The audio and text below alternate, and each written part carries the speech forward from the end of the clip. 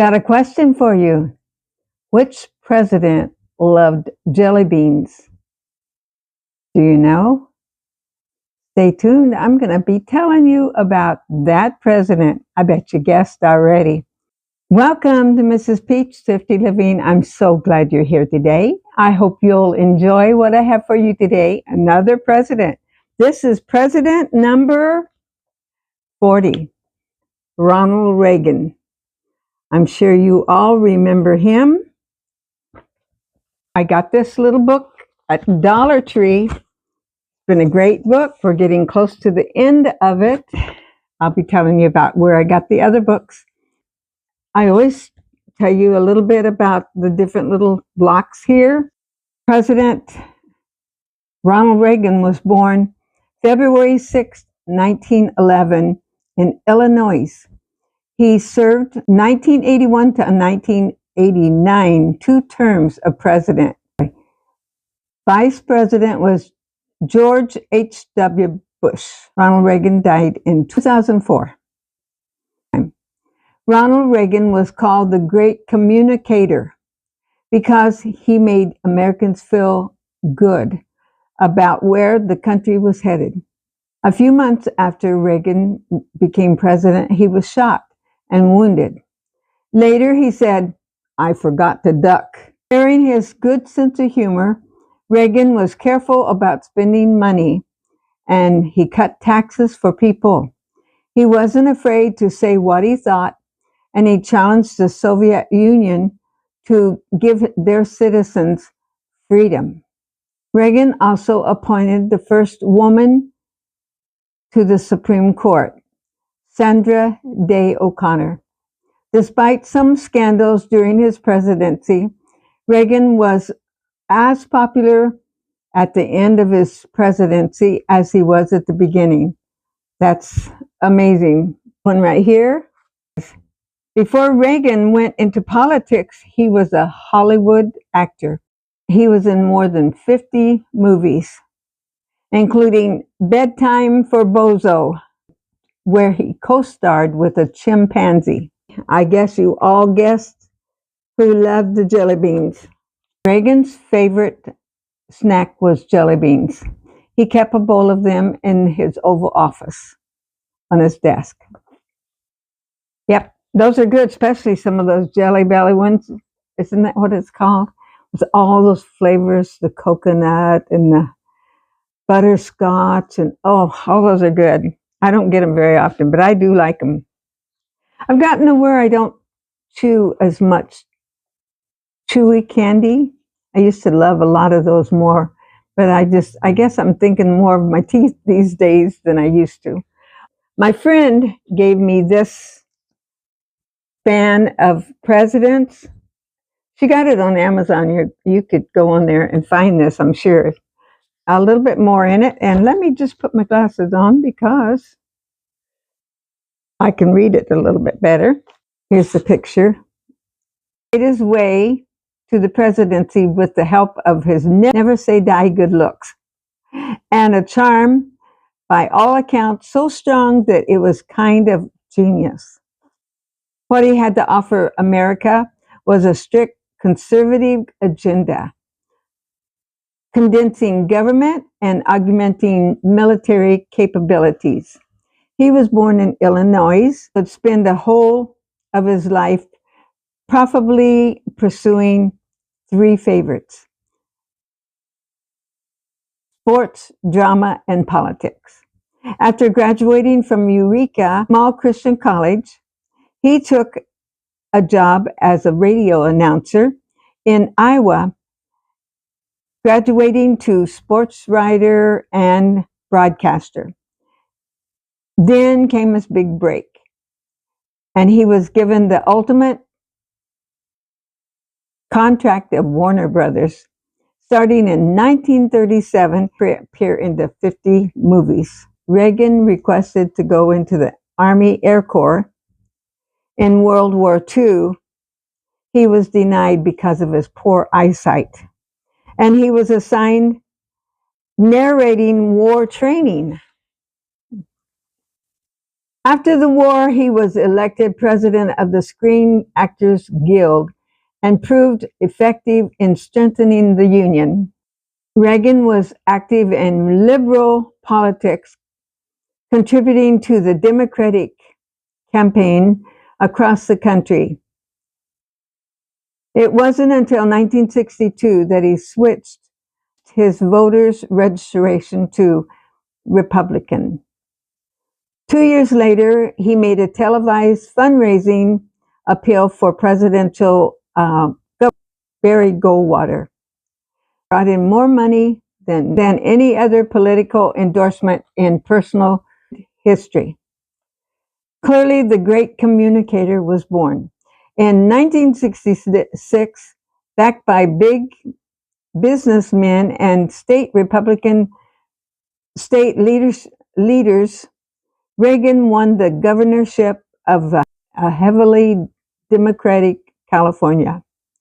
2 years later, he lost the presidential nomination to President Nixon, but he was reelected governor in 1970. Reagan lost the 1976 presidential nomination to Ford by a close margin, but he went on to defeat President Carter in 1980 by a moderate margin. He initiated sweeping economic programs called Reaganomics, including major tax cuts, reduction, and increased defense spending. When his approval ratings eroded in the wake of the deep recession in 1982, he reached for his old, irresistible, on-camera persona and proceeded to hold more press conferences than any other president had before him.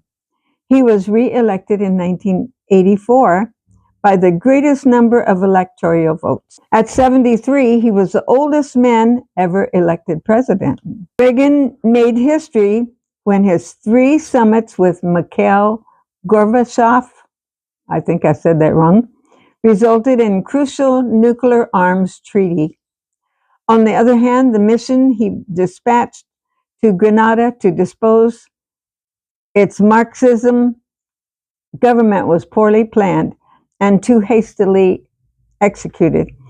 In 1986, it was revealed that the high-level CIA was State Department officials had engaged in sale of arms to Iran. Okay, now every one of these presidents, there's so much good, and then sometimes you wonder, okay, wait.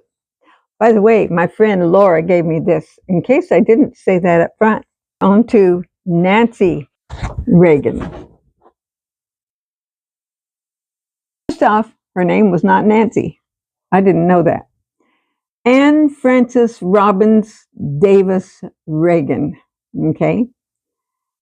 She was born July the 6th in 1921 in New York. See, her mother's name was Edith Luckett Robbins Davis. Her father was Kenneth Robbins, but then her stepfather was Loyal Davis. Her husband, Ronald Reagan, and then she had two children, a boy and a girl. She went to Smith College in 1943 in Northampton, Massachusetts. She was 59 when they went to the White House. Nancy's mother and stepfather gave her the best of everything. They took her to the best restaurants and introduced her to wealthy people and bought her fine clothes and sent her to good schools. But it wasn't always like that for young Nancy. Her parents divorced when she was 2. And she lived for 5 years with an aunt and an uncle while her mother worked as an actress. The name Nancy was her mother's nickname for her. So that's where she got the Nancy name. When Nancy was 7, Mrs. Robbins married Loyal Davis, a neurosurgeon who eventually adopted Nancy and the happy new family settled in Chicago. Nancy majored in drama in college and began her acting career. She graduated. With her talent and her mother's contacts in show business, Nancy got the part on stage and screen. In 1949, she was introduced to Ronald Reagan, president of the Screen Actors Guild. Ronald Reagan, who had recently become separated from his wife. Ronald Reagan and Nancy were married 2 years later. Nancy had always said that her greatest ambition was to have a happy marriage, and she abandoned her acting career and concentrated on being a wife and a mother. Ronald Reagan continued his acting career, but gradually was shifting to politics. Became governor of California in 1967. She was as glamorous and chic as governor's wife. Many Californians accepted Nancy's high style, but the same style that was widely criticized when she became the First Lady in 1981. In her first year at the White House, Nancy redecorated the living quarters, bought expensive new china, and appeared in public in expensive jewelry and costly designer's clothing. Elegant and expensive taste had been her trademark, as it had been Jackie Kennedy's. But while Nancy bought fine clothes and furnishings, the country was worried about the recession and the unemployment. Nancy changed her image. It was announced that her designer clothes were on loan and would be given to the museum. She took on the cause of fighting drug abuse among young people in her campaign of a drug-free America. Nancy traveled around the country, visiting rehabilitation centers and making speeches and attending conferences. She also supported foster grandparents program. She was criticized for being overprotective of the president during his recovery from the assassination attempt during his surgery to remove intestinal growth. Nancy gained respect and sympathy after she had surgery for her breast cancer. Nancy became widely admired and was taken serious enough for some to wonder if she had too much influence over her husband. But Nancy's interest in politics extended only to her husband's welfare. She talked to him, supported him, and counseled him, but insisted that the president's decisions was his own. Nancy did her best to look after her husband and promote her concern for home and family throughout the country. After 2 presidential terms, the Reagans retired to their ranch in California. By the way, this book was given to me by Carol at Crinkle Path. We're going to be meeting up some of the girls from this area that's in this Northern California area in a couple weeks now, and I'm looking forward to seeing each one of them. And actually, I've met all of them except my mountain home, and she's planning on being there also. So we're going to have a good time just getting together and having lunch together and tossing ideas around. It's going to be a fun time. I hope you enjoyed that.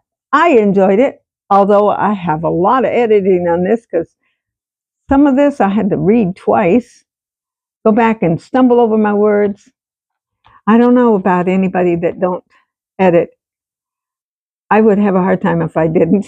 You guys would have a hard time. You might not want to watch this if I didn't do some editing. And I said that too many times too. In just a few minutes, I'm going to go over to my piano. You'll see this on Monday. But on Sunday, which I'm doing it right now, and turn on my live, and we're going to have a live. I'm going to play some gospel music, and hopefully some of you can join me. And if you didn't get a chance to join me, you're always welcome to come back and watch it later, because, you know, I'm just playing the piano and singing. You might know some of the songs.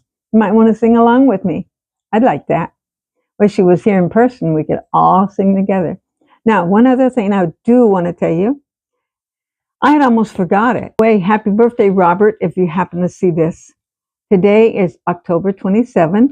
The day I'm videoing it, you'll see it tomorrow on the 28th. He came up to me at church and he said, today would have been Richard's birthday.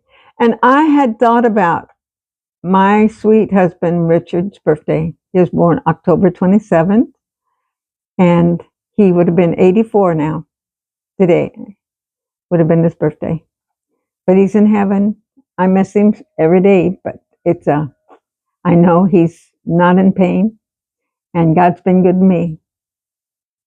I'll see you tomorrow at Tea Tuesday. I hope you all have a great day, and God bless you. Keep smiling. Don't forget, Jesus loves you.